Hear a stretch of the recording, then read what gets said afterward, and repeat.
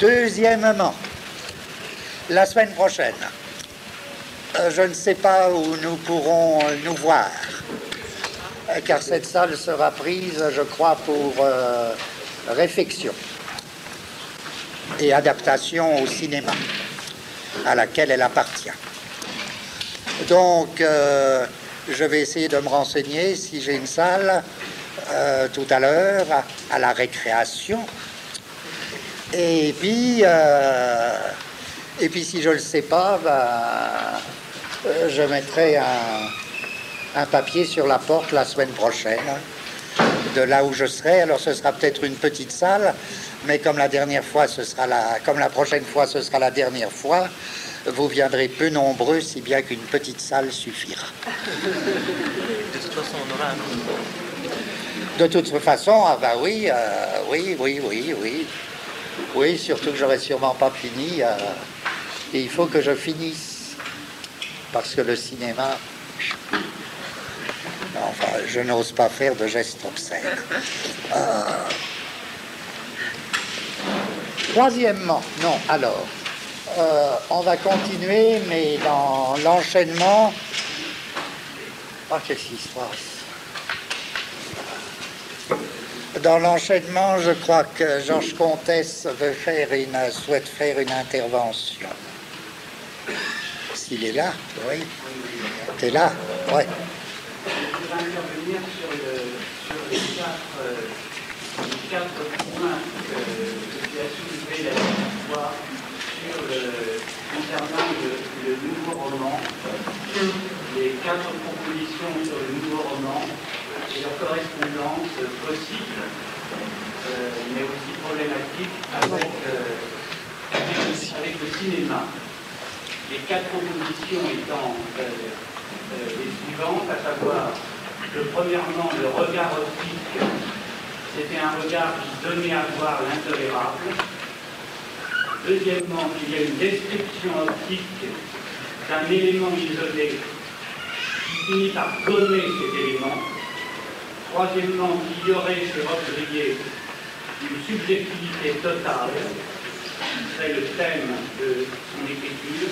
Et quatrièmement, mais ça c'est un point que je n'aborderai pas, concernant les négations singulières chez Robbe-Grillet dans son rapport avec, occasionnellement, le recoupement avec les transformations sociales. J'aborderai plutôt les trois premiers points. Et ceci en rapport essentiellement, beaucoup moins avec les textes théoriques de Robbe-Grillet, mais avec justement l'écriture de Robbe-Grillet dans les quatre premiers nouveaux romans de Robbe-Grillet. Parce que il me semble pas qu'il y ait une coïncidence totale entre ce que Robbe-Grillet appelle la subjectivité totale et puisqu'il écrit, par exemple, jadis, quelqu'un comme Ricard Bou faisait remarquer très justement qu'il y avait un décalage entre le texte de fiction chez Robbe-Grillet et le texte théorique. Il me semble que quelqu'un qui a analysé les romans de Robbe-Grillet comme Bruce Morissette est quelqu'un qui a défait justement ce thème de la subjectivité totale chez Robbe-Grillet et qui a fait apparaître au contraire dans le texte de Robbe-Grillet ce qu'il appelle un jeu néant. Et le jeu néant, c'est complètement différent, et ça c'est un premier point, d'une subjectivité totale, parce que ce jeu néant, ça n'est pas rempli ni par une substance antécédente qui l'exprimerait, ni par un être qui serait l'origine d'une création possible. Le jeu néant, c'est au contraire un jeu qui est vide et de l'être, et de la substance, et de la subjectivité, et du temps. Par exemple, le problème qui était soulevé concernant le problème du temps, la conclusion auquel aboutit justement Bruce Morissette dans l'analyse des romans Robbe-Grillet, c'est qu'il dit qu'il y a une structure temporelle impossible C'est-à-dire qu'il y a peut-être une autre temporalité, mais ça n'appartient pas du tout à la structure temporelle traditionnelle. C'est une temporalité de la répétition. Et c'est ce que ne cesse d'affirmer Roquebrié. Ça, c'est un premier point. Deuxièmement, le jeu néant dont il est question, et qui défait la subjectivité totale, justement, c'est le croisement de deux choses. C'est le croisement d'un regard, mais qui n'est pas d'emblée un regard optique. C'est plutôt, chez Roquebrié, une sorte de regard de l'immobilité et une voie du silence. Et le jeu néant, c'est le croisement à la fois du regard... Non, on s'entend plus, hein. Je disais à la fois du regard de l'immobilité et de la voie narrative du silence, c'est-à-dire c'est un regard qui isole bien les éléments fragmentaires, mais au fur et à mesure que le regard isole ces éléments, la voix elle-même, la voix narrative, la voix qui ressasse ces éléments, ne cesse en même temps, justement, de les gommer, de les intégrer et finalement de les dissoudre. Autrement dit, il ne s'agit jamais pour le regard optique chez Roquebrié, et même dans une sorte de précision extrême de la description topographique, géométrique, architecturale, il ne s'agit jamais pour le regard optique de donner à voir quelque chose, ou de donner à voir par exemple l'intolérable, parce que d'une certaine façon, c'est le regard optique qui est lui-même l'intolérable, pour justement le romancier. Et je dis que le regard optique ne donne pas à voir quelque chose, c'est pas un regard qui signifie l'espace par le jeu, ou qui signifie même le jeu par l'espace, parce que la voie narrative, c'est une voie qui ne cesse de vider justement ce dont le regard semblait se remplir. Donc il n'y a pas chez Roquebrié, contrairement à ce qu'on a pu dire certains commentateurs littéraires, de promotion de l'espace et pas davantage d'expression romanesque de l'espace, mais un vide de l'espace aussi bien qu'un vide du temps. Autrement dit, loin que la description optique donne à voir, elle s'avère bien plutôt, dans le nouveau roman de Roquebrié en tout cas, une illusion optique sans avenir. Sans avenir, car justement, le regard optique ne cesse de maîtriser illusoirement, et c'est ça qui constitue son illusion, sa maîtrise illusoire. Le regard optique ne cesse de maîtriser le regard fasciné ou le regard ébloui de l'immobilité silencieuse qui apparaît par exemple dans le film de Roquebrié par le personnage, le protagoniste avec son figement momifié, cadavérique dès le début du film, ou bien dans l'année dernière à Marienbad, lorsque le X rencontre A et lui dit « Vous avez peur, vous restez figé, fermé, absent ». Autrement dit, c'est par rapport à cette immobilité, le jeu dont il est question. Il n'est pas mobile par rapport à un espace immobile. Ou bien il n'est pas immobile par rapport à un espace mobile, car justement, cette immobilité est le ressort de l'illusion du mouvement dans l'espace. Du mouvement, autrement dit, qui ne cesse de conjurer l'immobilité ou le piétinement de la réclusion. C'est pourquoi, par exemple, dans les Gommes, dans le premier texte de Roquebrié, la marche volontaire, la marche assurée de Wallace dans la ville, est une marche circulaire dans l'espace. Ça veut dire qu'il ne cesse de retourner au point de départ, et ceci parce que cette marche, et c'est ça l'illusion du mouvement dans l'espace, parce que cette marche a voulu s'arracher violemment et initialement à l'immobilité du regard pour effectuer justement un déplacement mobile dans l'espace immobile d'alignement ou d'enfilade des maisons de briques. Par exemple, le texte de Roquebrié est très ironique là-dessus. Il écrit « C'est bien lui qui s'avance. C'est à son propre corps qu'appartient le mouvement, non à la toile de fond que déplacerait un machiniste. C'est volontairement qu'il marche vers un avenir inévitable et parfait. Or, plus il multiplie son assurance... C'est intéressant, ça, cette citation, c'est quoi? C'est la citation des Gommes sur la marche... C'est dans les Gommes? Dans les Gommes, la marche de Ballard dans la ville. T'as la page? C'est bien lui qui s'avance. T'as noté la page? Ah non, pas la page.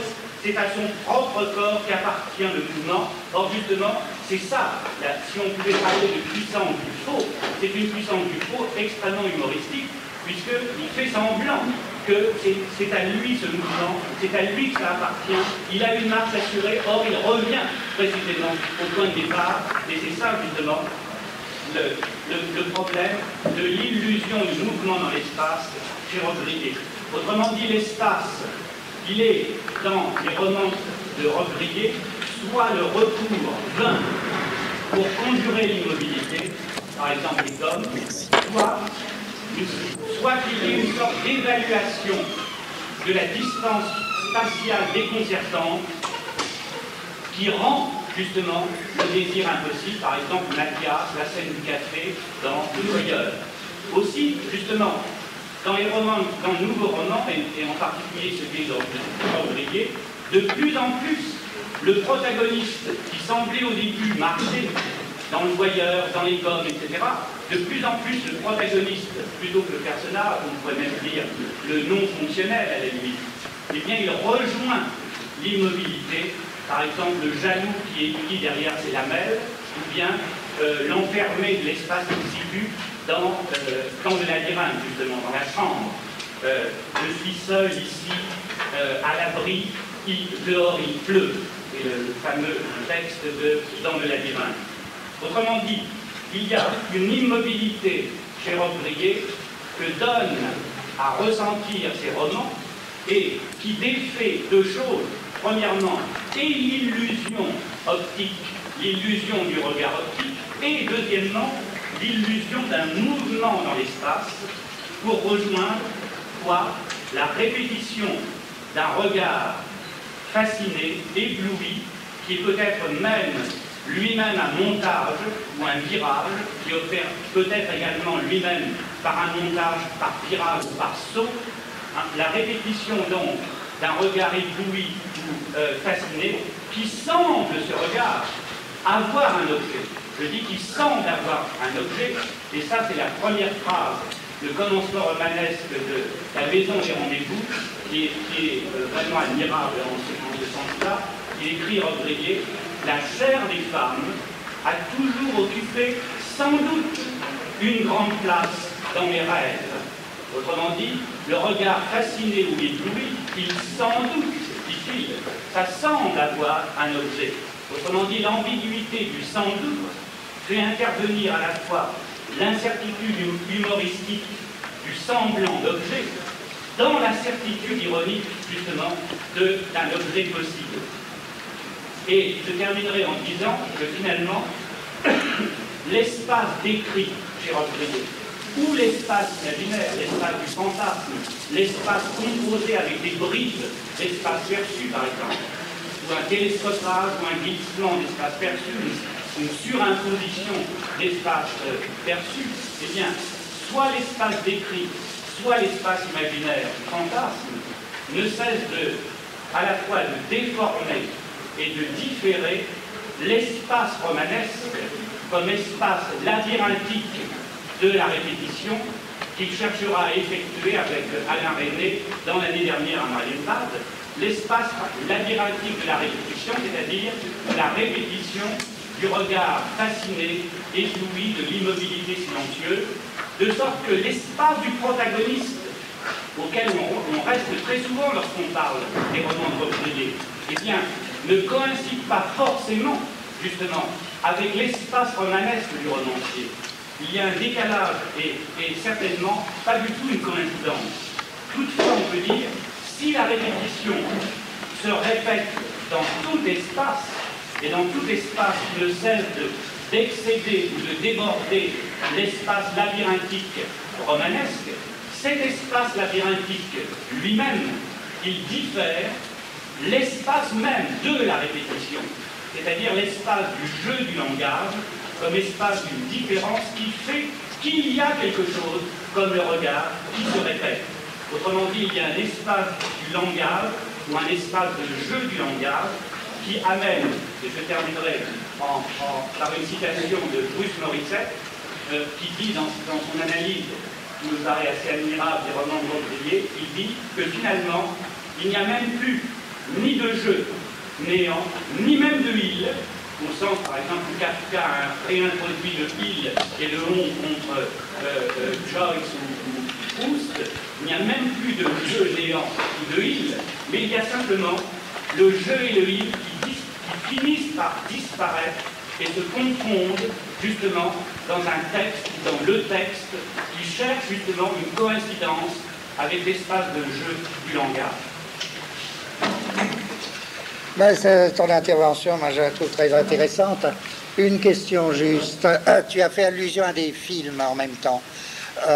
Mais là, donc, ce que tu viens de dire en centrant sur les romans de Rob Grillet, selon toi, tu le dirais tel quel du cinéma aussi? Et non. Non, parce qu'il y a de nombreux textes de Rob Grillet où il marque un décalage, où ils disent absolument pas pareil. Quand j'écris un roman, et c'est absolument pas pareil. Quand je travaille avec René, tout ce que je fais, l'immortel, l'homme qui ment, etc. Et par exemple, il insiste sur ceci, dans ses romans, les protagonistes sont des gens absolument muets et séparés. Et la voix de l'écrivain n'est absolument pas une voix parlante, par exemple. Et l'image n'est absolument pas la même chose non plus. Il insiste beaucoup sur bien sûr, il y a peut-être, dans l'espace de l'écrivain, il y a peut-être une correspondance possible. Au niveau de l'opération même, soit scripturale, soit l'opération de tournage ou filmique, il y a une différence. D'accord. Je crois qu'une des bases, là je sors de ce que vient de dire Comtesse, une des bases de tout ça, pas pour expliquer Rob Grillet, mais c'est un film que j'ai très envie de voir, mais qui est, je crois, assez difficile à voir, c'est le film de Beckett. Il y en a parmi vous qui ont vu le film de Beckett avec Buster Keaton. Tu l'as vu? Là, je sens qu'il y a une source qui serait très très importante. Mais enfin, ça doit être possible de le voir, ce film. Il dure pas très longtemps, je crois, non? Ouais. Moi, j'ai vu une émission sur le personnage Rob Grillet réalisé par André Escobar. Et contrairement à ce que dit Georges, Rob Grillet se mettait en scène. Dans les émissions, dans les émissions, ça. C'est un troisième Rob Grillet dans les émissions,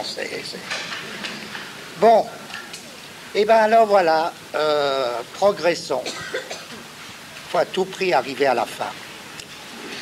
Si bien que ce que je vous présente, en fait, c'est un programme qui devrait être rempli à votre bonne volonté de manière différente pour chacun. Mais si j'éprouve le besoin de revenir à notre tout début, c'est parce qu'en effet, notre espèce de cercle là est en train de se boucler. Et il est en train de se boucler de deux manières, suivant deux voies. Et on se trouve actuellement, acheminé à la fois le long de ces deux voies, où on devrait cheminer. Vous voulez fermer la porte? Fermer la porte. On devrait cheminer suivant ces deux voies. Depuis le début, quand on s'est proposé de faire une espèce de classification de l'image-mouvement et de ses différents cas, eh bien, on avait un pressentiment, c'était que l'image-mouvement n'était pas le seul type d'image cinématographique. Bien plus, on tenait notre hypothèse bergsonienne. C'est ça que j'appelle la première voie. Notre hypothèse bergsonienne, c'était l'image-mouvement est la coupe ou la perspective temporelle de quoi? D'une durée. Disons alors, essayons. L'image mouvement est la coupe ou la perspective temporelle d'une image temps. D'une image temps. Seulement, bon, maintenant qu'on a un peu bouclé notre analyse de l'image mouvement, on se trouve en effet, et s'il y a plusieurs voies, c'est parce qu'il y a sûrement plusieurs manières dont l'image mouvement nous expulse d'elle-même et nous fait tendre vers cette autre image. C'est même pas que ce soit une image immobile, elle pourra être immobile, cette autre image. Mais pas nécessairement. Ce qui compte, c'est pas qu'elle soit le contraire de l'image mouvement, ce qui compte, c'est qu'elle soit d'une autre nature de toute façon. C'est-à-dire qu'elle ne se laisse pas rendre compte en termes d'image mouvement. Et en effet, si l'image mouvement est la coupe d'une image temps plus profonde, il faudra dire que cette image temps, par exemple, elle est le véritable volume, qu'elle est volumineuse. Non seulement donc qu'elle a une profondeur, mais qu'elle est temporelle, image temps. Mais qu'est-ce que ça veut dire, image temps? Cela implique pour nous, encore une fois, le temps ne peut dégager de soi-même une image que si il ne s'en tient pas à la forme de la succession, qui au contraire renvoie tout à fait à une succession d'images-mouvements, c'est-à-dire à une forme de la succession, même si cette forme de la succession comporte des accélérations, des ralentis, des déplacements, des flashbacks, etc. Alors cette image temps, qui serait en rapport avec l'image mouvement, mais de telle manière que l'image mouvement, en quelque sorte, serait une pancarte pour la désigner, et qu'il faudrait passer de l'image mouvement à cette image temps plus profonde, si nous savons que nous ne pouvons pas la réduire à une succession d'images, ça veut dire pour nous que, d'une certaine manière, elle est bien image elle-même. Ce n'est pas une succession d'images. Mais qu'est-ce que ça veut dire, elle est image pour elle-même? Je reprends la formule. L'image-mouvement est la coupe ou la perspective temporelle d'une durée. On avait vu ce que ça voulait dire selon Bergson. Cette durée, c'est ce qui change à chaque instant. C'est ce qui ne cesse pas de changer et de varier, c'est-à-dire, c'est une totalité. Mais le propre de la totalité, c'est d'être ouvert. Cette conception qui nous avait paru très intéressante du tout ouvert. Et en effet, l'image temps, après tout, est-ce que ce ne serait pas le tout du film? Ou ce que Eisenstein, dès le début, ne cessait pas d'appeler l'idée, l'idée avec un grand I. Il y aurait des idées cinématographiques, c'est-à-dire ces images qui sont d'une autre nature que l'image mouvement, ce seraient les idées cinématographiques. On irait donc de l'image mouvement à l'idée. Mais je dis, l'idée, ce n'est pas la succession des images, soit. L'idée, c'est l'image temps, soit. Ou le tout, comme totalité ouverte. Tout ça, ça va encore. Bon. Mais le tout, bien, c'est le tout. Si vous voulez, cet autre type d'image que je cherche, type autre que l'image mouvement, je dis à la fois, c'est le tout, oui, c'est le tout. C'est le tout du film. Là, suivant Eisenstein. C'est ça qu'on appellera l'idée. D'accord, mais alors c'est pas une image particulière, c'est pas un type d'image si c'est le tout. Eh bien si aussi. Et pour le moment, on suit, on est bien forcé de suivre, tant bien que mal, il faudra arranger. Il faut maintenir les deux. Et oui, c'est le tout du film. Et pourtant, c'est un certain type d'image. Comment résoudre ça? C'est un certain type d'image, ça veut dire c'est un type d'image à côté d'autres types. C'est un type d'image distincte du type image-mouvement. Et à la lettre, à côté des images-mouvements. Oui, c'est ça, c'est un type d'image à côté des images mouvement. Et en même temps, je maintiens, c'est le tout des images du film. Est-ce que c'est tellement gênant pour nous? Peut-être pas. Il ne faut pas se hâter de dire on est dans une contradiction. Je pense à un auteur dans un tout autre domaine, un auteur de littérature, Proust. Proust, dans un des derniers tomes, dans la dernière partie, Le Temps retrouvé, passe de longues et longues pages à dire, à la fois dans mon livre La Recherche, il y a un tout, et c'est vrai, c'est un tout. Seulement c'est un tout très spécial parce qu'il est lui-même une partie à côté des autres parties. Bon, alors que... Bon, c'est un tout très spécial, d'autant plus spécial qu'après tout, un tout, à première vue, ça n'a pas de partie lui-même, puisqu'il est le tout des parties. Ça n'a pas de partie lui-même, et ça ne l'empêche pas d'avoir des aspects. C'est un tout sous tel ou tel aspect.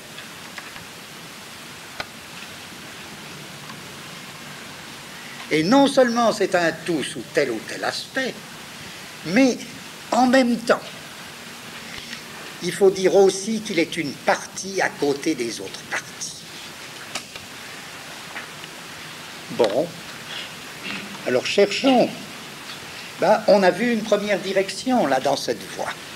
Lorsque j'invoquais, mais il ne faut pas s'y fixer trop, lorsque je disais, j'invoquais très vite la profondeur de champ. C'est un type d'image. Bien. C'est un type d'image. À côté d'autres images.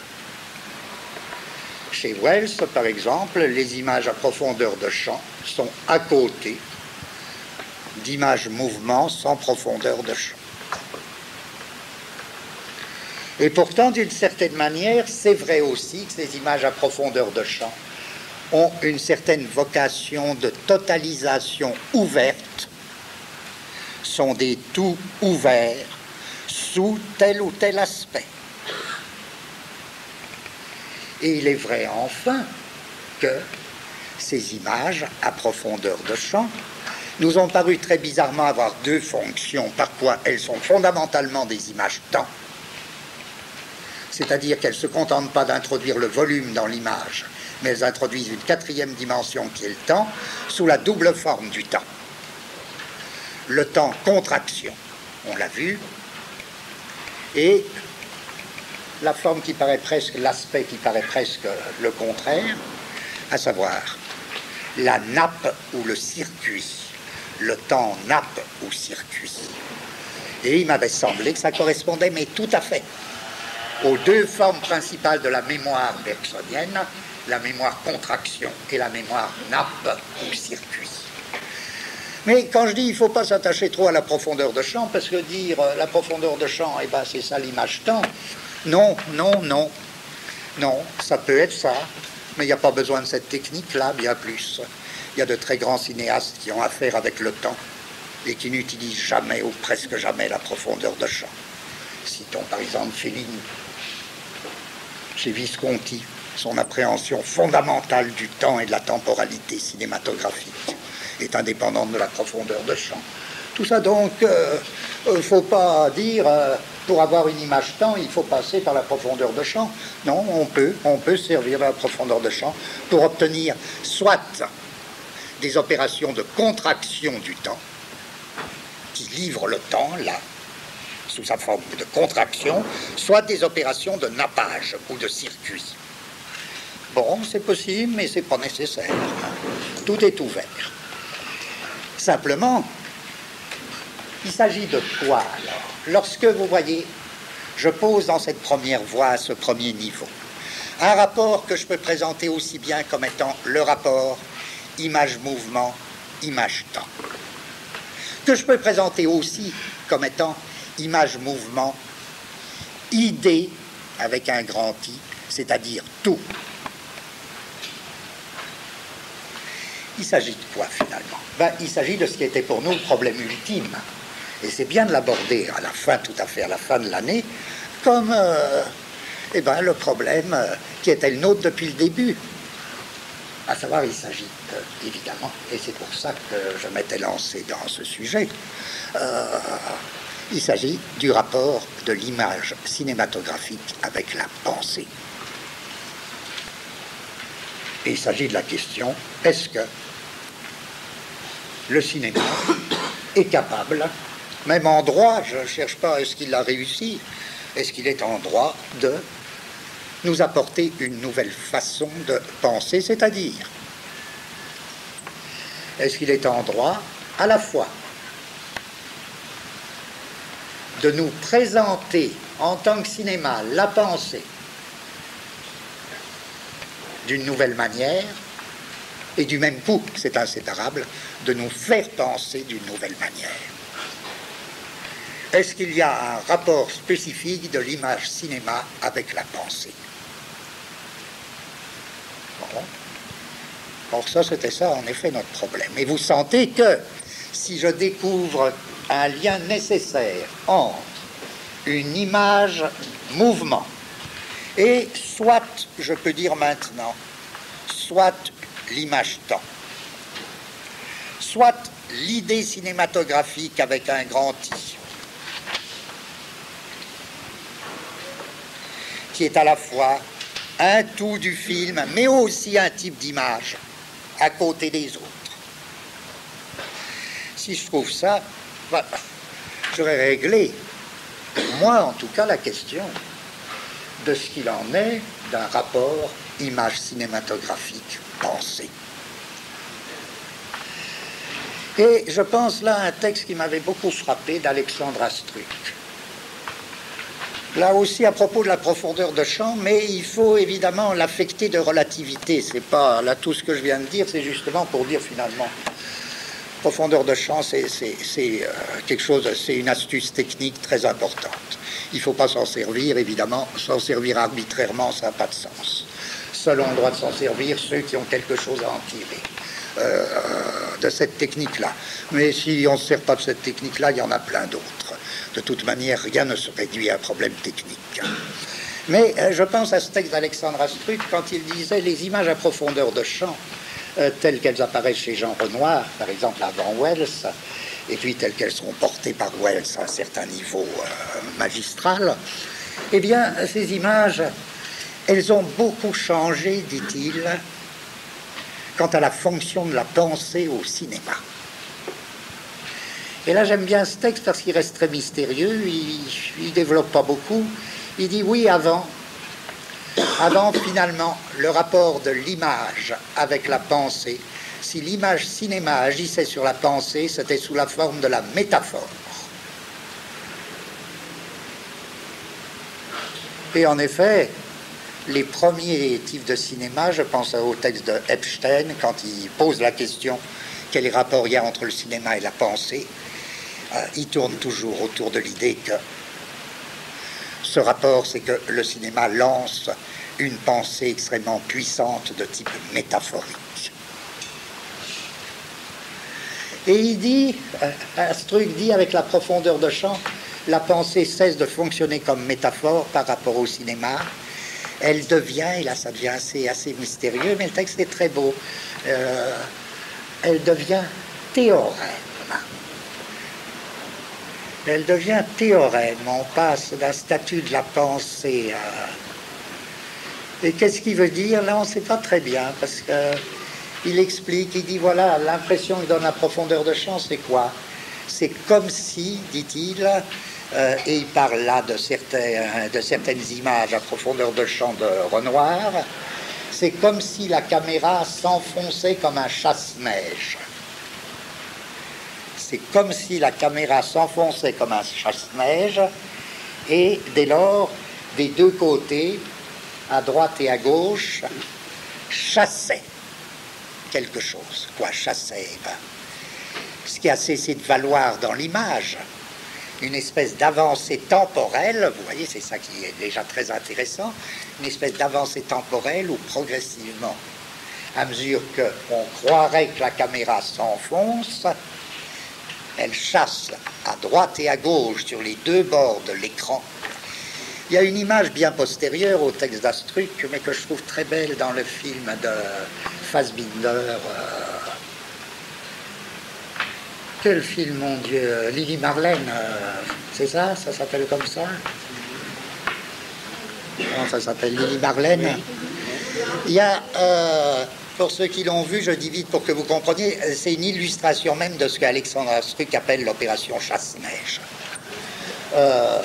Il y a une bagarre qui éclate dans le fond du café. Et des gens qui se battent. Et là, il y a une profondeur de champ, ils se battent vraiment au fond. Et il y a grande profondeur de champ. Et il y a des gens comme effarouchés, les clients qui ont peur. Les clients du café qui ont peur de cette bagarre. Et ils s'enfuient par rapport aux spectateurs, ils s'enfuient par le devant,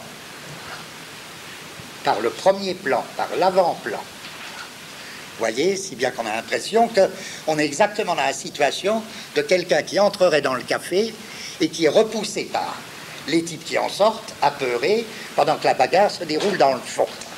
Et là, il y a une très très belle image, une image typique pour Manuel de profondeur de champ, où on voit très bien comment la caméra fait office de chasse-neige. On croirait que c'est elle qui élimine les comparses devenus inutiles et les types qui fuient en avant-plan. Très belle image chasse-neige. Alors, ce serait ça l'espèce de voix théorématique au lieu de la voix métaphorique. Si bien qu'à la limite, on pourrait dire, les images mouvements, s'il n'y avait que des images mouvements, est-ce qu'on ne serait pas ramené, par exemple, à ce sur quoi insistait l'école française de Gans, de Epstein, etc. C'est-à-dire fondamentalement une pensée métaphore. Alors que là, peut-être, quand on dégage un autre type d'image que l'image mouvement, apparaît quelque chose de différent, c'est-à-dire la pensée, la possibilité d'une pensée, bon, pour le moment, prenons les termes d'Astruc, d'une pensée théorématique. Mais qu'est-ce que ça voudrait dire, une pensée théorématique au cinéma? Est-ce que c'est par hasard qu'il y a un film célèbre de Pasolini, Théorème? Est-ce que c'est... Qu'est-ce que ça veut dire, ce film, qui est un drôle de film, qui est... Bon, ça, bon, fini. Deuxième voie qui va nous conduire au même résultat. Je viens de montrer que l'image mouvement, en tant que telle, et parce qu'elle est une coupe ou une perspective temporelle, nous renvoyait à un autre type d'image. Je dis notre deuxième voie, c'est celle sur laquelle on a tant insisté les dernières fois, et je la résume ici aussi. C'est cette fois-ci comme une mise entre parenthèses, une mise en question de l'image mouvement qui, à plus forte raison, va nous ouvrir sur un autre type d'image, sur l'autre type d'image. Je dis cette fois, c'est la mise en question de l'image mouvement qui nous ouvre directement. La première voie, je dirais, c'était une voie indirecte. Là, la mise en question de l'image mouvement, et particulièrement de l'image action, parmi les images mouvement, la mise en question de l'image action nous met directement en rapport avec une image d'un autre type que je peux appeler image temps, image pensée ou idée cinématographique. Et c'est une autre voie, et on a vu que d'une certaine manière, c'était une voie empruntée par certaines tendances du cinéma contemporain, c'est-à-dire, je rappelle, puisque là on est resté longtemps là-dessus, aussi bien le néoréalisme italien que la nouvelle vague française que l'école américaine dite de New York. Bon. et que ça nous intéressait beaucoup, puisque cette fois-ci, c'était comme une suspension de l'image sensorimotrice. Suspension de l'image sensorimotrice au profit de quelque chose qui se dégage et qui serait une image sensorielle, entre guillemets, pure. Image sensorielle pure, c'est-à-dire ce que j'appelais l'image optique ou l'image sonore pure. Or, c'est cette image sensorielle pure, détachée ou du moins déphasée de sa motricité normale, qui se met en rapport avec l'autre type d'image. Aïe! Hein?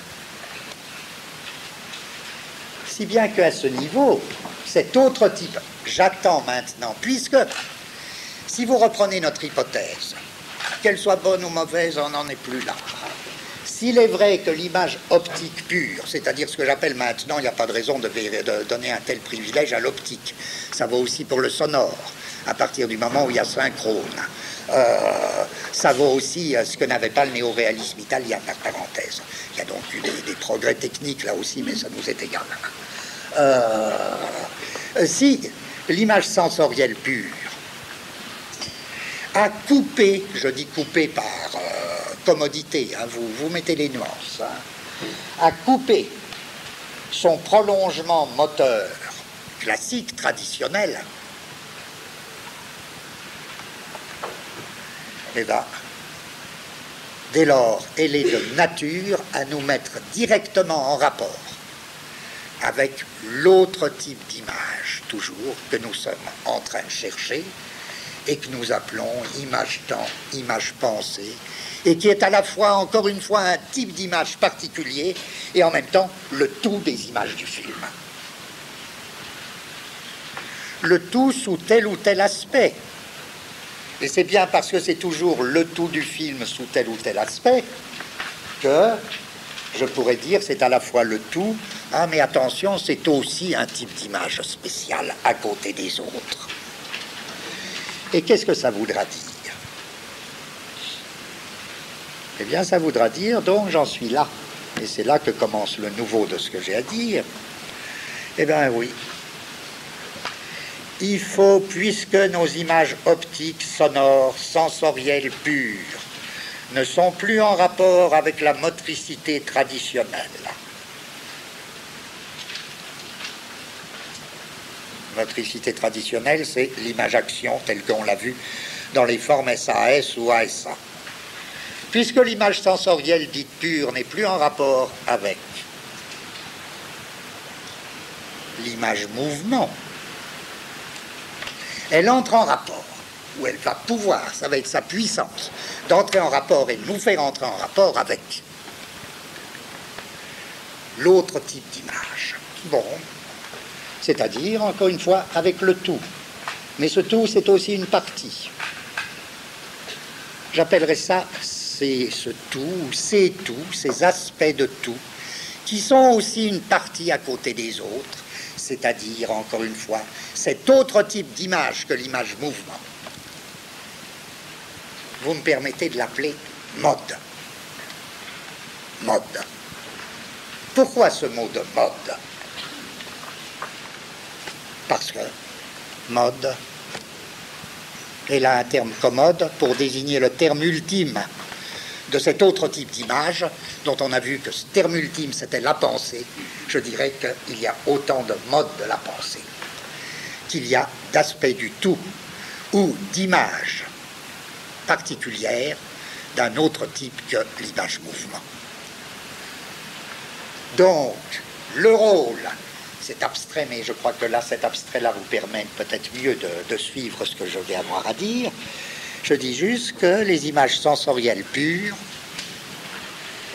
ne trouvent plus leur prolongement dans la motricité de l'image-action, mais vont maintenant se prolonger dans des modes qui seront donc des images trait d'union pensées.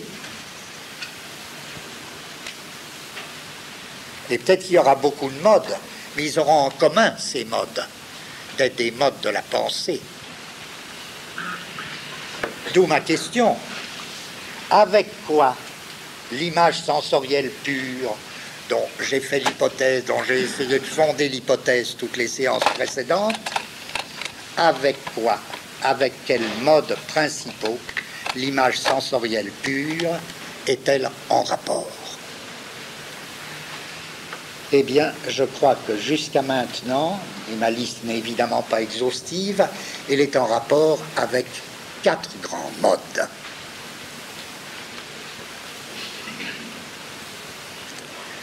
Elle est en rapport avec 4 grands modes. Et là, je résume ce qu'il nous reste à faire, mais ça pourrait nous prendre un trimestre, ça nous prendra juste ces 2 fois, là, et puis adieu. 4 grands modes. Mais encore une fois, il y en a 5, 6 petits N, et puis on attend un nouveau cinéaste qui en trouvera d'autres. Hein. Moi, je fais un recensement comme ça, et déjà, dans un mode, je groupe déjà des gens tellement différents. Je dirais que le premier mode, je l'appelle par commodité, mode imaginaire. Et il renvoie à un certain type d'image que j'aimerais appeler, dans la classification des signes, qu'on résumera la prochaine fois, j'appellerai ça des scènes. Des scènes. Comme une scène de théâtre. Des scènes. Donc le premier grand mode, ce serait le mode imaginaire.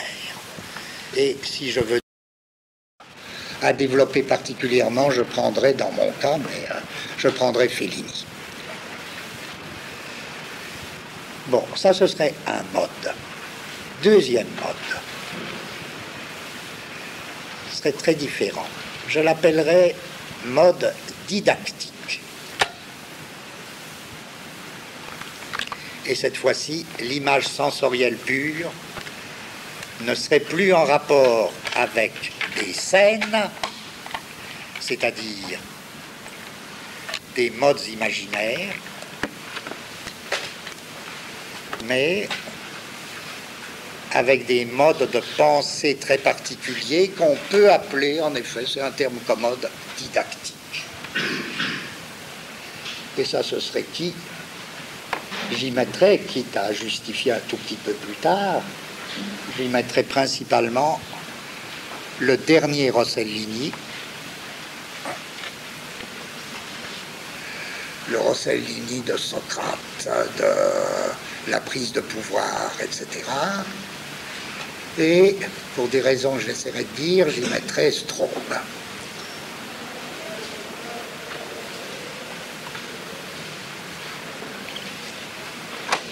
Troisième mode, je l'appellerais mode critique.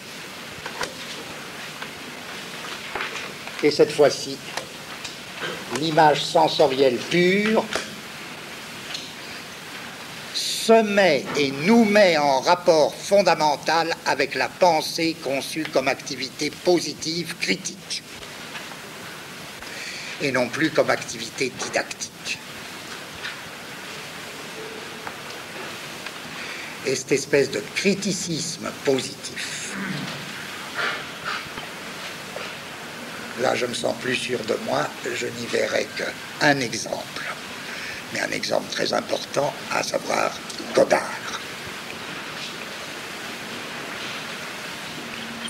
Quatrième mode, vous allez comprendre pourquoi je fais ma liste des modes avant.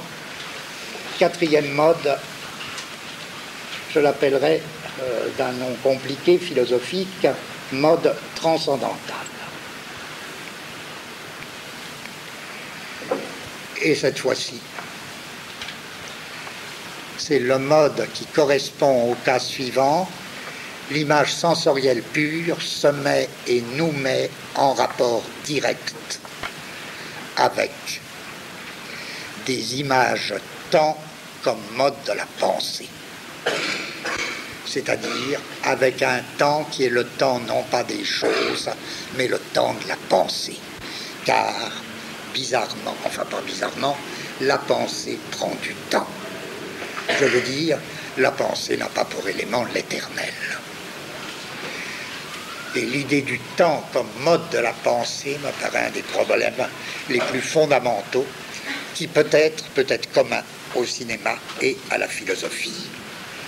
Et ce mode transcendantal, je l'illustrerai avec ce qui pour moi, mais à chacun de vous de faire votre liste et puis d'en faire une autre, hein, ce qui pour moi représente les grands cinéastes du temps, tels que par exemple j'en avais fait une courte liste, que ce soit René, Visconti,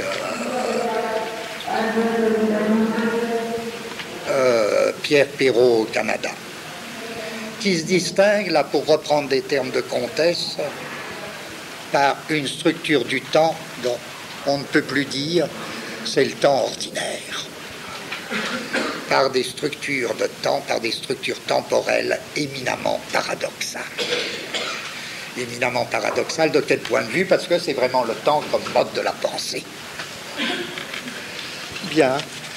Si j'ai donné cette liste, c'est pour que vous sentiez immédiatement que, si imprécis que soit tout ça, je résume donc, de toute manière, l'image optique pure, ou si vous préférez l'image sensorielle pure, qui a rompu son rapport avec la motricité normale, ne se prolonge plus dans la motricité, dans l'image action, dès lors se prolonge dans un des modes suivants. Mais il va de soi que si j'ai donné ma liste, quitte à ce que vous ajoutiez, que vous voyez d'autres directions qui m'échappent, c'est même ça qui m'intéresserait. Si j'ai donné ma liste, c'est pour que vous sentiez que ces distinctions sont évidemment quand même assez floues. Car il y a évidemment une espèce de compénétration de tous ces modes les uns avec les autres. Je ne peux quand même pas dire sérieusement, Fellini c'est l'imaginaire et puis salut. Il est évident que Fellini a un rapport fondamental, que le cinéma de Fellini a un rapport fondamental avec le temps. Ça n'empêche pas que d'une certaine manière, j'essaierai de justifier ce point de vue, son rapport avec le temps est comme médiatisé par le mode imaginaire. Bon, mais tandis que chez Visconti, non. C'est évident que Visconti ou que René aussi, il a affaire avec l'imaginaire. Il peut même faire des films centrés sur l'imaginaire. À mon avis, c'est pas ça son. Là, c'est un peu une question de flair, mais chacun de nous peut avoir un flair différent. Je me dis, dans le cas de René, c'est pas ça son vrai problème. Il n'arrive à l'imaginaire que par l'intermédiaire d'un problème qui lui est plus profond, qui est alors la voie transcendantale, c'est-à-dire la voie du temps, la voie de l'image-temps. Et pourquoi tout ça se mélange? C'est-à-dire pourquoi est-ce qu'il y a passage d'un mode à l'autre dans les 4 modes que j'ai isolés arbitrairement? Je vous l'ai dit, c'est que de toute manière, c'est l'image pensée au cinéma. C'est l'image trait d'union, image pensée. C'est la pensée, qui est aussi bien le tout du film qu'un type d'image particulier. Alors, en tant que type d'image particulier, il peut très bien avoir 4 modes. Oui, mais c'est aussi le tout du film, c'est-à-dire de toute manière, il s'agit du rapport de l'image sensorielle pure à la pensée. Comment l'image sensorielle pure fait-elle penser? Pour moi, ce serait ça, le problème des rapports cinéma-philosophie. Et après tout, est-ce qu'à ce moment-là, il y a une cause commune possible entre ce qu'on appelle la pensée philosophique et ce qu'on pourrait appeler la pensée cinématographique? Et c'est là donc je ne peux pas encore aborder mon étude des modes particuliers, des 4 modes que je viens de définir.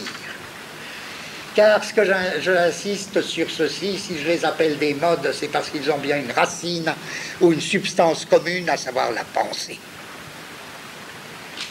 Et que c'est là que, donc, nous touchons au vrai problème du cinéma. D'où un problème pour moi. C'est que tout le monde l'a pressenti de tout temps. Tout le monde l'a pressenti de tout temps, tout ça, tout ce que je dis. Ouais. Mais il y en a un qui a fait plus que le pressentir et qui s'est trouvé dans une situation catastrophique. Il est vrai que les situations des cinéastes, c'est toujours des situations catastrophiques, donc faut pas trop s'en faire, quoi. Là, je voudrais dire quelques mots sur ce problème. C'est Artaud. C'est Antonin Artaud. Bon. Car il lui arrive une drôle d'aventure sur laquelle, je crois, on n'a pas fait le jour, car comment faire le jour sur quoi que ce soit concernant Artaud.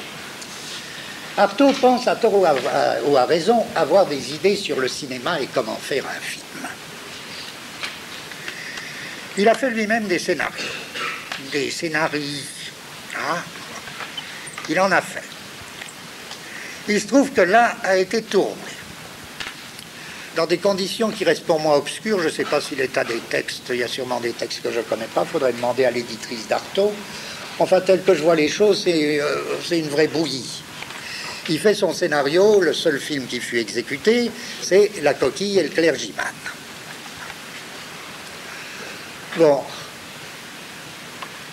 Il fut exécuté par Germaine Dulac, qui était quand même un très très bon cinéaste, un très grand cinéaste. Bien. Les choses deviennent moins claires. Est-ce que Artaud a participé au tournage? Est-ce que même il a participé sans participer au tournage même, est-ce qu'il a participé activement à l'adaptation du scénario, au découpage? Les uns disent oui, je crois, les autres disent non. Certains textes d'Artaud sont très louangeurs vis-à-vis de Germaine Dulac. Certains textes d'Artaud sont abominables. Et il traite la pauvre Germaine Dulac comme une chienne. Et il dit, elle n'a rien compris. Bon. Et la situation devient encore plus obscure si vous y pensez, puisque Artaud dit, on m'a tout volé. Non seulement on a mutilé, on a trafiqué, on a défiguré mon film La Coquille et le clergyman, mais c'était en fait le premier film surréaliste. Et il en veut beaucoup, et à Buñuel et à Cocteau. Et il dit, eux, après, avec Buñuel et avec Cocteau, ils ont pris des recettes. Ils ont pris des recettes. Mais ils ont raté l'essentiel qui était dans La Coquille, ou qui aurait dû être dans La Coquille et le clergyman, à savoir, ils ont raté l'âme. C'est des recettes et tout est devenu arbitraire. Bon, on avance un peu. Qu'est-ce qu'il veut dire? Il veut dire, ils ont fait des films oniriques. La situation alors se complique encore plus, parce que quand on voit La Coquille et le clergyman, ça paraît en effet le premier film surréaliste, parce que pur film onirique. Et il dit, Germaine Dulac, c'est une vilaine, parce qu'elle n'a rien compris à mon scénario et à mon film, elle l'a transformé en rêve. Alors, donc, il dit à la fois c'est le premier film surréaliste et c'est même le seul, mais en même temps il dit surtout c'est pas un film onirique, ou ça n'aurait pas dû être un film onirique. C'est une bouillie cette histoire. Alors quoi, c'est... Parce que qu'est-ce qu'il reproche? Film onirique, on l'a déjà prévu dans nos catégories. Hein? Vous voyez, là ça va me permettre d'avancer. Le film onirique, ce sera un cas de toute évidence, pour nous, de ce que j'appelais le mode imaginaire. Et le mode imaginaire, c'est sous la forme onirique, dans l'image onirique, dans l'image de rêve, qui après tout, même quand ça bouge, est tout à fait autre chose qu'une image mouvement. Et bien dans l'image de rêve, on voit bien en quoi le mode imaginaire, précisément onirique dans ce cas-là, l'imaginaire groupant bien d'autres choses que l'onirique, mais comprenant l'onirique, eh bien, on voit bien que l'image de rêve est bien un mode de pensée. Seulement, peut-être que de mes quatre modes, le mode imaginaire sera le plus ambigu. le plus dangereux, le plus équivoque à prendre. Je dis ça parce que c'est celui que moi je préfère le moins, si j'ose dire, c'est-à-dire que j'aime pas. Alors, alors je dis ça comme ça, mais vous pouvez l'aimer. Je me dis en tout cas, c'est le piège. Parce que là, pourquoi c'est le piège? On peut déjà le sentir. Parce que c'est manifestement le mode qui est le plus facile à obtenir par des procédés techniques vides, en effet.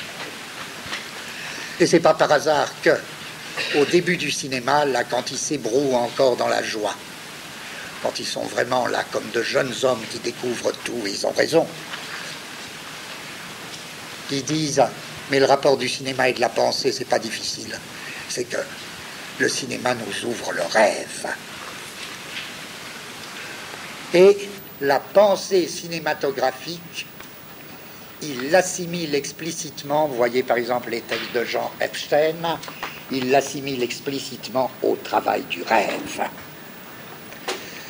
Et je dis, c'est très... Alors là, je cite pas du tout un auteur surréaliste, à plus forte raison pour les surréalistes. Mais Epstein n'a rien d'un auteur surréaliste, mais il pense qu'une des clés du cinéma, ça va être que le cinéma est capable de reproduire le travail du rêve. Sous quelle forme? Avec les condensations sur impression, avec les ruptures de logique, avec les ruptures de plan, avec tous les procédés techniques du cinéma, qu'il va pouvoir être une merveilleuse expérimentation sur le travail du rêve. Or, je me dis, est-ce que c'est pas finalement le mode le plus dangereux, ce mode de l'imaginaire? On verra, c'est une question. Mais ça expliquerait un peu la réaction d'Artaud. Il passe son temps à dire la coquille et le clergyman doivent ressembler à un rêve, mais ça n'en est pas un. C'est pas clair son attitude, c'est très très compliqué. En tout cas, je vous garantis, pour ceux qui ne l'ont pas vu, que quand on voit la coquille et le clergyman, c'est un film onirique. Germaine Dulac l'a tourné en film onirique. Bon, en effet, c'est le premier film surréaliste. Bon, Artaud ne voulait pas ça. Mais qu'est-ce qu'il voulait? Qu'est-ce qu'il voulait, Artaud? Eh bien, sa thèse pratique, elle me paraît très intéressante. Il dit, pour moi, le vrai problème du cinéma, c'est le problème de la pensée. Et c'est pas le problème du rêve. Bon, c'est le problème de la pensée. Quand il croira que le problème du cinéma n'est pas le problème de la pensée, il abandonnera le cinéma. Et il dira, le cinéma, ça vaut rien. Il a cru au cinéma tant qu'il a cru que le problème du cinéma pouvait être le problème de la pensée. Seulement, qu'est-ce que ça veut dire? Sa position, elle est quand même plus compliquée que je ne dis. Parce que quand il dit le problème du cinéma, c'est le problème de la pensée, il invoque bien le rêve.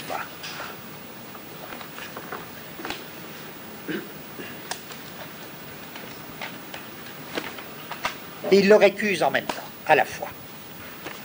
Je cite un texte. Tous ces textes que je cite sont réunis dans le tome 3 des œuvres complètes.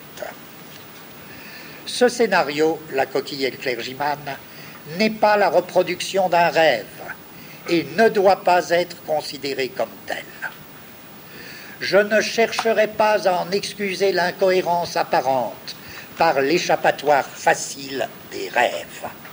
L'échappatoire facile, ça me plaît bien, parce que c'est bien. Les rêves ont plus que leur logique. Ils ont leur vie, où n'apparaît plus qu'une intelligente et sombre vérité. Là, vous connaissez le style Artaud. Ce scénario recherche la vérité sombre de l'esprit en des images issues uniquement d'elles-mêmes. Bon, mais il nie pas que ça passe par le rêve. Bien plus, il nous dira, page 76, je crois.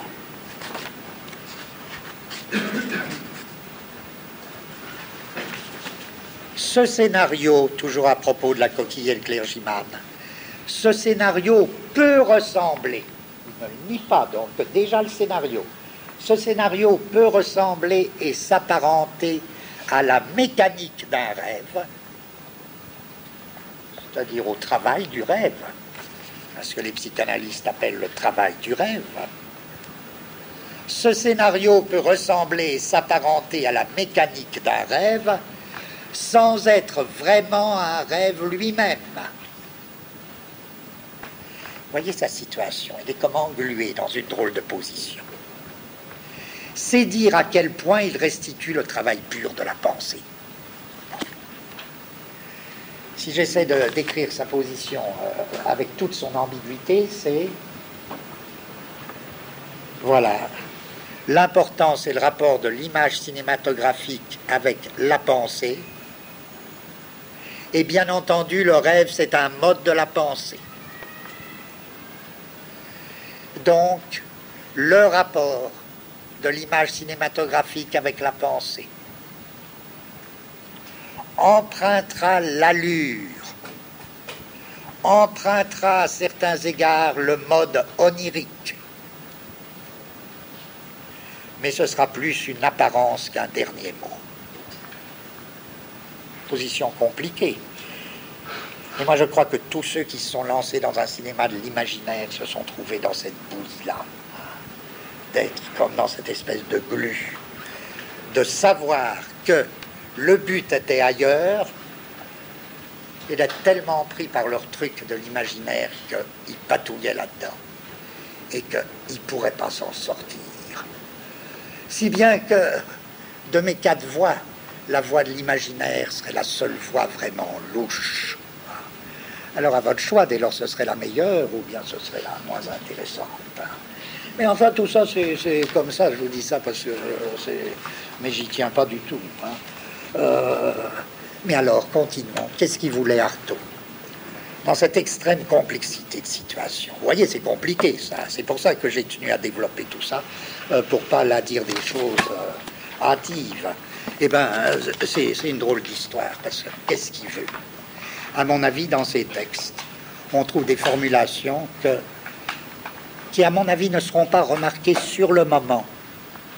Et là, j'ai l'air malin de les remarquer maintenant, qui, à mon avis, ne peuvent être remarquées que grâce à tout ce qui s'est passé, tout à fait indépendamment d'Artaud, dans le cinéma moderne. Car voilà ce que nous dit Artaud depuis le début. Artaud nous dit « Je ne supporte pas ». Encore une fois, la dualité du cinéma, notamment du cinéma français à son époque, entre une tendance abstraite et une tendance narrative. En effet, le cinéma cinétique abstrait, dans lequel tous donnaient, Grémillon, Dulac, tout ça, tous ont fait du cinéma cinétique abstrait.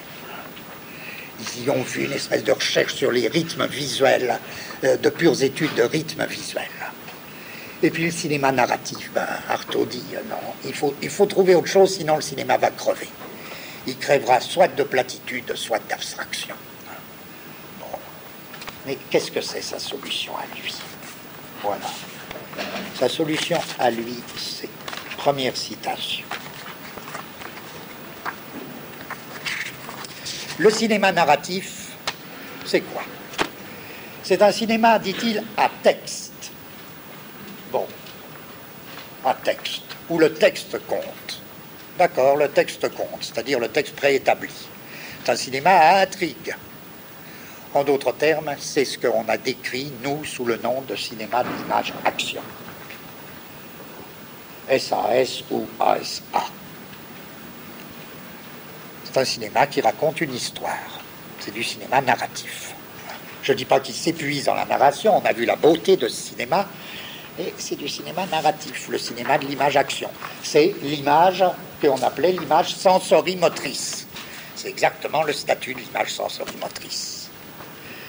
C'est l'image-action. Bon. Or, il nous dit, page 76,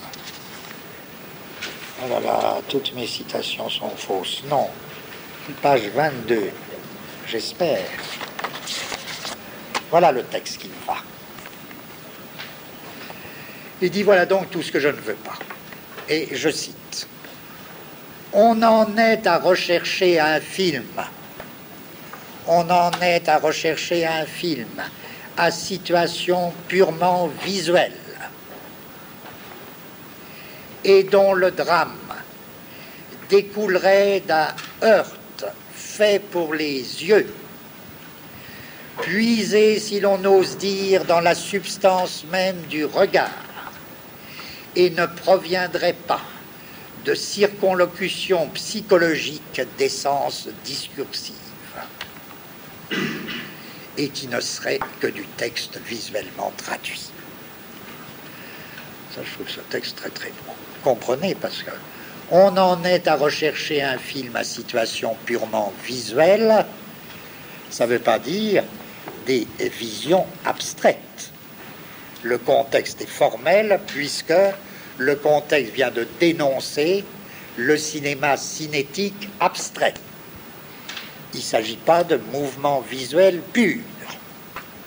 Il s'agit, je suis content du mot, mais je ne trafique pas le texte, des situations, c'est-à-dire pas des abstractions, des situations purement visuelles, par opposition au cinéma à histoire, qui, lui, fait des situations optico-motrices, sensorimotrices, des situations purement visuelles et dont le drame, c'est-à-dire l'action, découlerait d'un heurt fait pour les yeux. Bon, voilà. Seconde citation.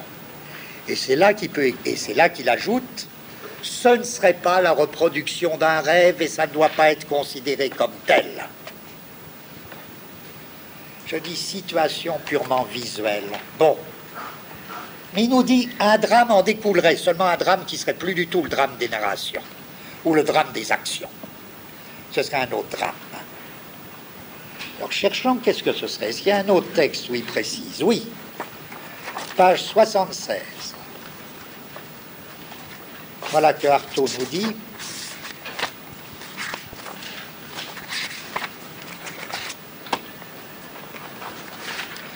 du heurt des objets et des gestes.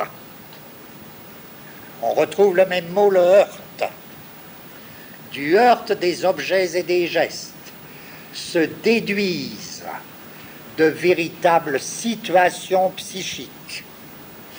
Alors qu'il vient de récuser la psychologie. De véritables situations psychiques entre lesquelles la pensée coincée cherche une subtile issue. Donc, Artaud est en train de réclamer un cinéma qui irait de situations purement visuelles à situations psychiques pures. Bien. Est-ce qu'il avait l'idée pour le réaliser, pour achever tout ça? Je dirais, moi, si je ne disais pas c'est signé Artaud, et si je vous disais c'est signé Godard ou c'est signé Rivette, à mon avis, ou c'est signé même Rossellini, quelle que soit la différence entre tous ces auteurs que je cite, je crois que pas un mot ne pourrait être répudié par eux. De la situation optique, brisons le cinéma, si je résume, le manifeste Artaud, si je le reconstitue sous la forme, brisons l'image-action du cinéma narratif, c'est-à-dire brisons l'image sensorimotrice, pour établir un lien direct entre des situations optiques pures et des situations psychiques non moins pures. Ben oui. C'est comme ça que depuis le début, j'essaie de définir ce qu'il y a de commun entre ce qui s'est passé depuis le néo-réalisme italien. Or, je ne vais pas dire du tout que Artaud avait le pressentiment, puisque encore une fois, c'est pas seulement la réalisation par Germaine Dulac. Lisez La Coquille et le clergyman. dans le scénario même, la seule manière, et ça c'est encore à mettre sur le compte, sur le dos du surréalisme, je suis bien content, seule manière dont Artaud, parce qu'il était encore à ce moment-là pris dans le surréalisme, a conçu la réalisation de son programme, ça a été un film malgré tout de type onirique. C'est-à-dire, il a pris la voie la plus douteuse, la plus ambiguë, la seule voie vraiment ambiguë pour réaliser ce programme, la seule voie sans issue pour réaliser ce programme, c'est-à-dire la voie de l'imaginaire. Ah, hélas. Mais il ne pouvait pas faire autrement. C'est pour ça que je ne dis pas du tout que le cinéma moderne dépend d'Artaud, pas du tout. Il a fallu tracer d'autres voies pour qu'un programme analogue à celui d'Artaud se trouve réalisé. De la situation optique pure à la situation psychique pure. Simplement, j'ajoute, pour ceux que le problème Artaud intéresse, que si c'est vrai que La Coquille et le Clergyman, là, il charrie, à mon avis. C'est une reconstruction de rêve. Lisez le scénario, voyez le film qu'on redonne parfois à la cinémathèque, mais lisez le scénario est un scénario de rêve. Ça me paraît difficile. Et les situations optiques sont des situations oniriques, en fait. C'est pas des situations optiques. Bon. Mais en revanche, dans les scénarii qui ne furent jamais réalisés et qui sont donnés dans le tome 3, il y en a deux, moi, qui m'intéressent beaucoup, que je vous conseille de lire pour ceux que ce point intéresse. Il y a un scénario qui s'appelle « Le vol », où il y a un drame, mais on sent que le drame n'a aucun intérêt. Le vol, c'est un jeune avocat qui voit arriver une belle jeune femme dans son bureau, et elle brandit un papier, un document qui va lui faire gagner son procès. Là-dessus, alors, l'avocat crie « C'est gagné, vous avez gagné, on a gagné !» Et un tendre sentiment naît entre l'avocat et la jeune femme.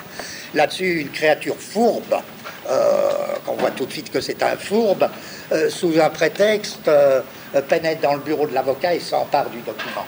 Et s'enfuit d'un air fourbe. L'avocat revient, il s'aperçoit que le document a disparu, il s'arrache les cheveux, la jeune femme pleure, tout ça c'est bien parti. Et puis, voilà. Mais ça tient très peu dans le scénario. Et le scénario parle là-dessus. Course en taxi. Et là, c'est pas de l'onirique. Course en taxi, où le type, il va chercher l'homme fourbe. Hein. Pas facile de chercher l'homme fourbe en taxi. Hein. Et il y a description d'une longue avec des situations optiques. D'après le scénario, des affiches, là aussi, ça glisse vers le surréalisme de temps en temps. Mais on sent que c'est un autre climat que le surréalisme. Que là, il y a vraiment ce que Artaud aurait fait. Je ne dis pas qu'il aurait fait ce qu'on fait maintenant, ce serait idiot. Mais on peut imaginer ce qu'il aurait fait à son époque. Je me dis, le vrai Artaud, il n'est pas dans La Coquille et le Clergyman, il est dans ce premier scénario au vol. Et puis, il prend l'avion, parce qu'il arrive juste avec son taxi pour voir l'homme fourbe prendre l'avion pour aller dans les champs de pétrole de l'Orient, car le procès concerne le pétrole d'Orient. Alors il prend l'Orient Express, l'homme fourbe. L'avocat prend un avion. Et il va y avoir les deux voyages. Les deux voyages, avec là aussi des situations optiques pures. Et puis enfin, il rattrape, évidemment, il rattrape le document, il étrangle l'homme fourbe, tout ça parfait. Bon. Mais il y a ce truc très très intéressant. Deuxième scénario, 18 secondes. C'est 18 secondes de la vie d'un homme. Alors le film dure 1h30, mais 7h30, hein, en fait, c'est en image temps 18 secondes. Et c'est quoi? Et c'est le drame d'Artaud lui-même, enfin le drame tel que Artaud a toujours présenté être son drame, à savoir quelque chose dans la pensée qui empêche l'exercice de la pensée. Ou si vous préférez, une impuissance à penser qui s'exerce au cœur de la pensée. Impuissance à penser qui s'exerce au cœur de la pensée. Comment est-ce que Artaud va le traiter cinématographiquement? là aussi, ça va être par une série de rapports entre des situations visuelles, heurts d'images visuelles, et échec d'une formation de la pensée dont les images pourraient devenir le mode. Et à la 18e seconde, le type tire son revolver et bon, se tue. Je vous signale ces deux scénarios comme, je ne dis pas étant modernes, ce serait absurde, comme ayant des potentialités modernes qui ne me semblent pas dans La coquille et le clergyman. Ce que je veux dire, c'est que donc ce passage par Artaud était uniquement pour comme asseoir mon problème, et uniquement pas du tout pour dire Artaud a tout deviné, c'est pas du tout dans mon esprit. Ce qui est dans mon esprit, c'est dire que m'intéresse énormément que Artaud ait employé ce double terme, situation optique ou situation visuelle, à mettre en rapport avec situation psychique voulant dire chez lui la pensée dans sa difficulté d'exercice. Bon, on en est là, donc je retombe là sur mes pieds. Nous en sommes de l'image sensorielle pure à la pensée qui serait propre au cinéma, donc que je peux appeler l'image pensée avec un trait d'union, ce rapport s'effectuant selon 4 modes possibles, cette liste n'étant pas limitative encore une fois. Mode imaginaire, extrêmement louche, il faut s'en méfier. Mode didactique, mode critique, mode transcendantal, et tous ceux à venir que les cinéastes inventeront. Nous en sommes à l'étude du premier mode. Voilà. Récréation, parce qu'il faut que j'aille. Oui, quelqu'un voulait dire quelque chose? Est-ce que Kurosawa, dans l'idiot, quoi? L'image temps. Là, écoutez, là, moi j'aimerais justement que la prochaine fois, tout ce que vous pouvez ajouter, moi, me paraît bon. J'ai pas du tout présent l'esprit l'idiot. Alors je ne peux pas vous répondre, mais ça me paraît excellent. Ça, c'est presque ce que je souhaite que vous le disiez. Ou bien il n'a pas vu qu'il y avait un autre mode, ou bien que vous viennent à l'esprit d'autres auteurs auxquels moi je ne pense pas. Si vous voyez le moyen et par lequel Kurosawa là a atteint des images temps, ça je dirais, oh bah oui, ça me donne envie de vous demander en quoi tout ça, mais il faudrait me faire une petite note. Claire.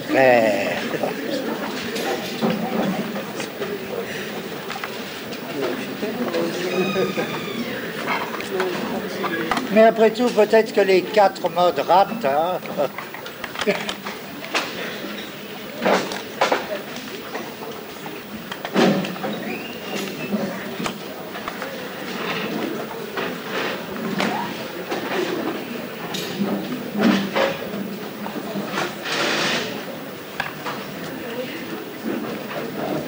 Bon, alors, vous voyez ce qu'il nous reste à faire, et puis ce serait fini.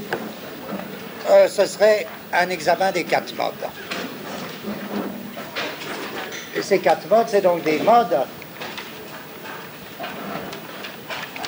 avec lesquels l'image sensorielle entre en relation et dès lors produit l'image pensée, puisque c'est des modes de la pensée. Donc c'est ça qui doit être très clair. Alors je vais procéder comme ceci.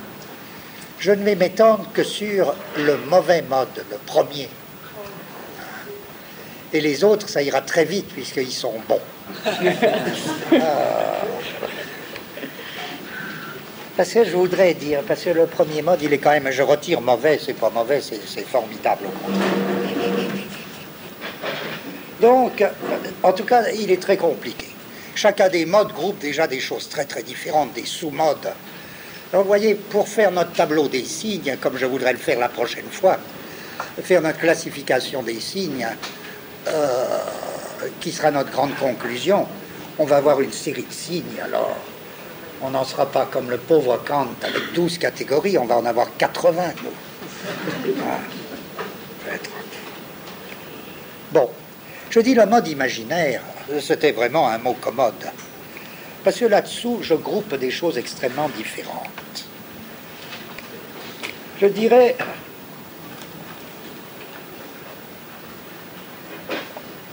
il y a d'abord ce qu'on pourrait appeler le mode féerique.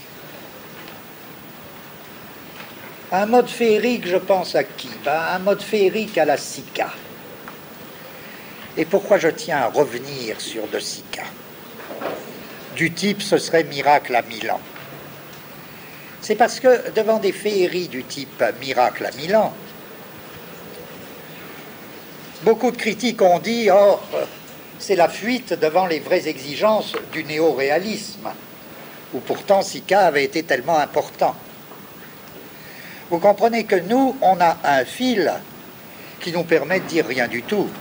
De la même manière, quand Fellini développera un certain cinéma dit imaginaire, on dira « Ah, c'est la rupture avec le néo-réalisme. » Nous, au contraire, ça, on n'a plus de problème à cet égard. Puisque notre fil conducteur, c'est le néo-réalisme a été une des manières dont se sont dégagées des images optiques et sensorielles pures. C'est tout à fait dans la ligne du néo-réalisme de mettre de telles images, non plus en rapport avec les mouvements ordinaires de l'image-mouvement du vieux cinéma, mais de les mettre en rapport avec un mode qui soit un mode de la pensée, par exemple l'imaginaire. Pour nous donc, l'évolution de quelqu'un comme Fellini, ou l'exemple d'un film comme Miracle à Milan de Sica, ne soulève aucun problème, aucune difficulté pour dire, ben évidemment, c'est conforme au néo-réalisme dans sa ligne la plus pure. Donc c'est pour ça, je dis le mode féerique de Sica. Et puis, tout à fait autre chose, c'est quand même pas la même chose, le mode onirique. Et là, j'emploie mode onirique au sens précis, à savoir des images qui se présentent elles-mêmes comme des images de rêve, soit dans le cinéma surréaliste, soit dans Buñuel, Première manière. Vous me direz, des images de rêve, il y en a bien d'autres. Bon, mais enfin, on ne va pas à l'infini. Hein, tout ça, c'est à chacun de compléter. Troisième sous-mode, je dirais, c'est très différent. Un mode, alors appelons, mais tout ça, c'est des termes auxquels je ne tiens pas. Un mode fantasmatique. Un fantasme, c'est pas du tout la même chose qu'un rêve. Mais bizarrement, on ne s'étonne pas non plus. Et là, le peu que nous savons, que nous nous rappelons de la psychanalyse, suffit à nous faire nous souvenir que le fantasme est fondamentalement en rapport avec des sources visuelles et sonores dont la motricité, dont le prolongement moteur est annulé. Et que se déploie dans cette annulation la scène du fantasme, qui est dit à proprement parler une scène. Et ce mode fantasmatique, je dirais, c'est par exemple Buñuel, Deuxième manière, je veux dire le Buñuel de Belle de jour, ou de Fantôme de la liberté, mais je crois un des premiers Buñuel qui a marqué cette deuxième manière, je ne dis pas le premier, mais un des premiers, c'est Belle de jour.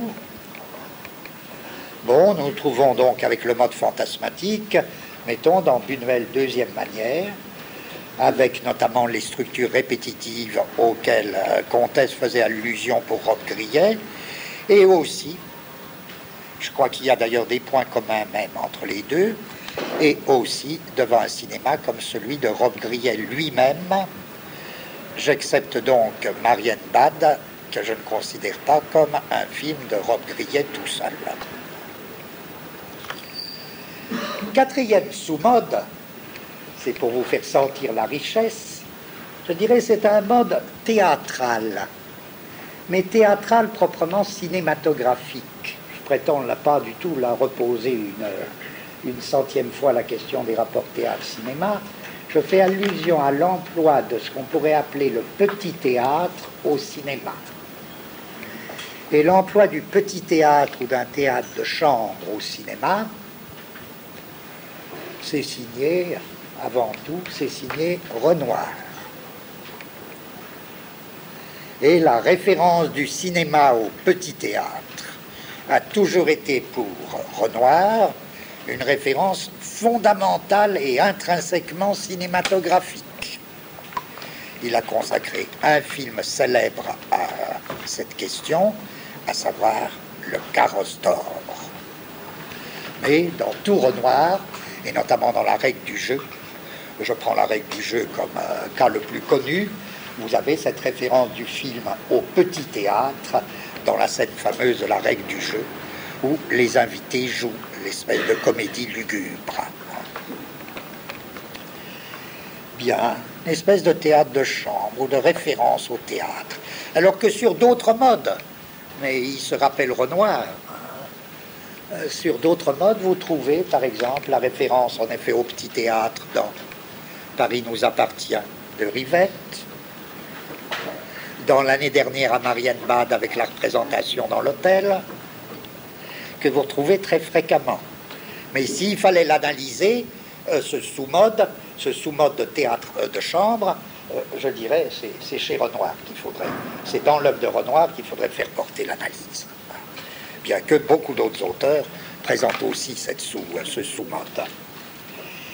Cinquième sous-mode, je dirais, là j'y tiens plus, parce que je suis forcé de m'étendre un peu. Je l'appellerais le mode attractionnel. Vous voyez, après le mode féerique, le mode onirique, le mode fantasmatique, le mode théâtral, le mode attractionnel. Au sens de attraction. Car là, on tombe sur un problème très très important dans l'histoire du cinéma et qui nous renvoie à Eisenstein. Et il est bien connu que la théorie du montage, si importante chez Eisenstein, comprend un aspect que notamment Jean Mitry a très bien su mettre en valeur. Et il a essayé, tout en critiquant très fort cet aspect du montage d'Eisenstein, Mitry a essayé de montrer que c'était très important. Et c'est ce que Eisenstein appelait le montage d'attraction. Et le montage d'attraction, par là que j'en fais un